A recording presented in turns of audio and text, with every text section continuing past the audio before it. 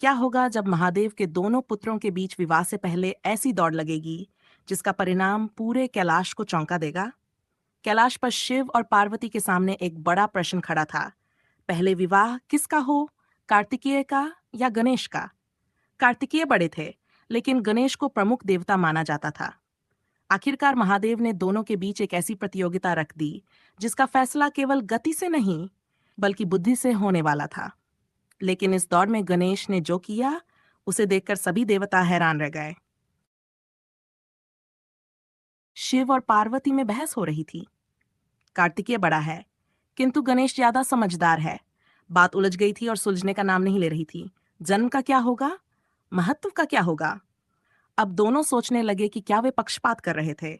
कार्तिकेय को यह अच्छा नहीं लगेगा और गणेश लड़ेगा नहीं। फिर दोनों चुप हो गए। शिव ने सिर हिलाया। इसका केवल एक ही उपाय है। कैसा उपाय? वही जो ब्रह्मदेव और श्री हरि ने किया था। उन्होंने अपने दोनों पुत्रों को बुलवाया।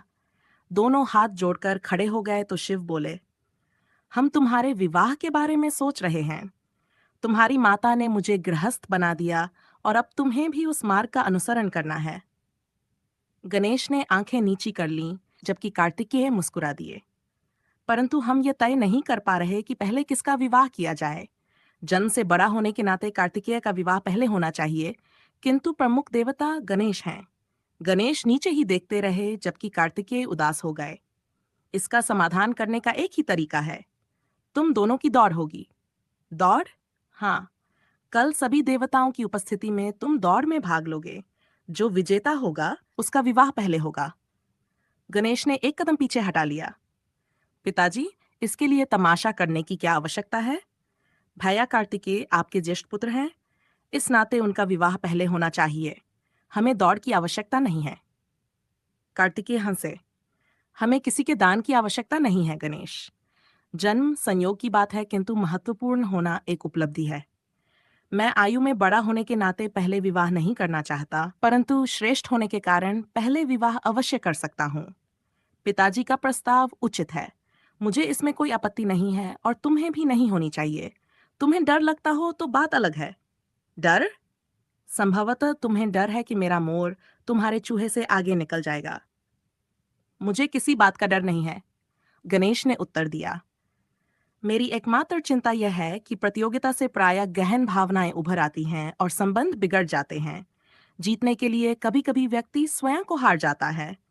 परंतु यदि आपको लगता है कि आप इन सब से ऊपर हैं, तो हम निश्चित रूप से दौड़ लगा सकते हैं। गणेश ने अपने वाहन की ओर संकेत करते हुए कहा, और वह चूहा नहीं, मूषक है। अगले दिन लगा भोर जल्दी हो गई, मानो सूर्य भी उदय होने को उत्साहित था।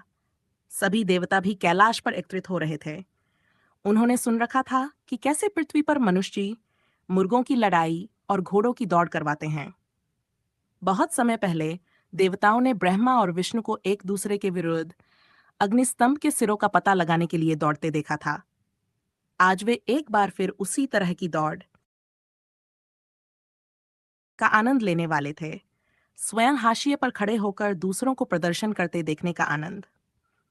बिना अपने स्थान से हिले और बिना मेहनत किए अधिवृक रस का अनियंत्रित प्रवाह। फिर पार्वती ने नियमों की घोषणा की। दोनों प्रतियोगियों को पृथ्वी के 3 चक्कर लगाने होंगे। 3 पूरे चक्कर। वे अपने वाहनों का उपयोग करेंगे और एक दूसरे के मार्ग में बाधा नहीं डालेंगे। जो चक्कर लगाकर पहले लौट आएगा, उसे विजेता घोषित कर दिया जाएगा। दौड़ शुरू होते ही लोगों में खुशी की लहर दौड़ गई। जैसे ही कार्तिकेय के मयूर ने आकाश की ओर उड़ान भरी, उनकी खुशी दुगुनी हो गई। वे पृथ्वी के ऊपर पहुंच गए थे और उन्होंने चक्कर लगाने शुरू कर दिए। मयूर के नीले, हरे और सुनहरे रंग के पंख तारों की तरह झिलमिला रहे थे। उसका स्वर शून्य में गूंज रहा था। कार्तिकेय अपने वाहन के साथ समवेत हो गए थे। ऐसा लग रहा था मानो एक शानदार शंकर भूलोक की परिक्रमा कर रहा था और अपने पीछे विजय पथ के चिन्ह छोड़ता जा रहा था। आने वाली पीढ़ियां जिसकी प्रशंसा करेंगी, विष्णु ने कहा। गणेश को देखो। गणेश अभी कैलाश से निकले भी नहीं थे। ऐसा लग रहा था जैसे उनका ऐसा कुछ करने का इरादा ही नहीं था। सब देवता असमंजस में पड़ गए। क्या उन्हें नियम समझ में नहीं आए हैं? क्या उन्होंने कार्तिकेय की उड़ान देखकर हार स्वीकार कर ली है? गणेश क्या करने वाले हैं? अपने वाहन पर बैठे गणेश, शिव और पार्वती की परिक्रमा कर रहे थे। उन्होंने दृष्टि उठाकर आकाश की तरफ भी नहीं देखा, जहां उनका भाई ओझल हो चुका था। भारी भरकम गणेश के भार के नीचे दबा उनका मूषक धीरे धीरे एक एक करके कदम बढ़ा रहा था। शिव पार्वती तीसरी परिक्रमा पूरी करने के कुछ क्षण बाद उन्होंने पंखों की सरसराहट सुनी। कार्तिकेय लौट आए थे। उन्हें विश्वास था कि वही निर्विवाद विजेता होंगे। गणेश विजेता है, शिव ने घोषणा की। पहले गणेश का विवाह होगा। कैलाश पर सन्नाटा छा गया। सब देवता एक दूसरे को देख रहे थे। पार्वती हैरान खड़ी थीं। केवल विष्णु और ब्रह्मा मुस्कुरा रहे थे। कार्तिकेय अपने मयूर से छलांग लगाकर नीचे उतर आए। गणेश, मैंने पूरी परिक्रमा 3 बार की है। गणेश ने तो दौड़ में भाग ही नहीं लिया। उसने भाग लिया है और दौड़ तुमसे पहले पूरी की है। क्या मतलब पिताजी? उसने मेरी और पार्वती की परिक्रमा लगाई है। बालक के लिए उसके माता पिता ही उसका संसार होते हैं। उसके पिता आकाश का और माता पृथ्वी का प्रतीक हैं। साथ में मिलकर वे उसके ब्रह्मांड होते हैं। तुमने भौतिक मार्ग अपनाया और गणेश ने रहस्यवादी मार्ग चुना। तुम्हारा आयाम भौतिक था, उसका आध्यात्मिक। तुम दोनों ने एक ही सत्य का आह्वान किया, किंतु तुम्हारा केंद्र शरीर था जिसमें अधिक समय लगता है। गणेश ने मन को साधा है, जो छोटा मार्ग है। विष्णु सहमत थे। ज्ञान प्राप्त करने के लिए किसी को ब्रह्मांड में भटकने की आवश्यकता नहीं है। एक स्थान पर रहकर भी हकाम किया जा सकता है। सभा में ज्ञान की बाढ़ आ गई तो सबने गणेश का नाम जपना शुरू कर दिया। उन्हें कंधों पर उठा लिया गया कि पार्वती का हृदय खुशी से भर गया, किंतु वे अपने बड़े पुत्र को देख रही थीं। कार्तिकेय के चेहरे पर असंतोष साफ झलक रहा था।